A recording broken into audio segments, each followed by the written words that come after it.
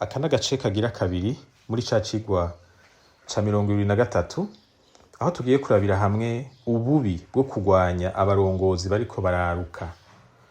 Nkuko nabivuze mu gace ka mbere k'iki cigwa, abarongozi benshi barafise ingorane yo kubona hari abandi bafise impano zishobora gutuma baduga bakaja mu bibanza vy'uburongozi.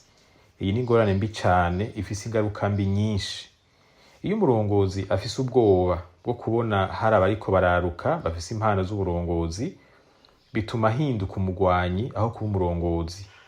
Aca akoresha ububasha ahabwa n'ikibanza arimwo mu kwivuna abo bantu kugira ngo ntibazohave bamurusha gukundwa n'abarongoye canke ngo bazohave bamusubira. Ivyo bituma rero ashobora kubarementaniriza, akabavuga nabi, mbere rimwe na rimwe akabateranya n'abantu canke akabakorera ikibi nyene ceruye.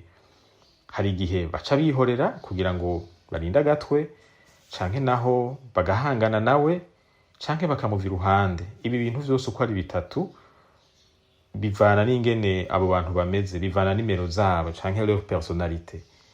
Ariko rero ibi bintu bitatu mvuze vyose ni bibi, kuko inkurikizi bigira kuri ico kintu umurongozi arongoye ziba mbi igihe cose. Iyo abo bantu baciye bamuva iruhande bakigira, bituma ico kintu arongoye gitakaza amahirwe yo gukorerwa n'impano abo bantu bari bafise.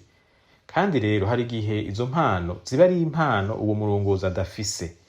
Muri ico gihe uwo murongozi ashobora kuvuga ko yatsinze akagira umunsi mukuru, ariko ico kintu arongoye co kiba cahomvye. Kandi muca mwumva aho umutima wiwe uburi, si kuri ico kintu arongoye, ni kuriwe, ni ku nyungu ziwe. Umurongozi wese arafise ivyo ashoboye n'ibimugora. Kugira ngo ico arongoye gishike kure, bisaba ko aho ikibanza abafise impano zitandukanye na cane cane izo adafise. Gutyo hakaba kuzuzanya, maze urugezo rwo gukora neza rukaduga n'umwimbu ukaduga. Ibi rero bisaba ko umurongozi ashira imbere inyungu z'ico arongoye, iziwe zikaja inyuma.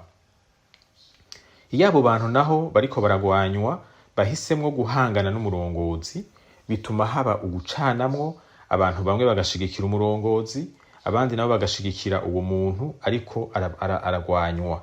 Ibi rero bibangamira bwa bumwe twavuga ko bukenewe cane mu burongozi.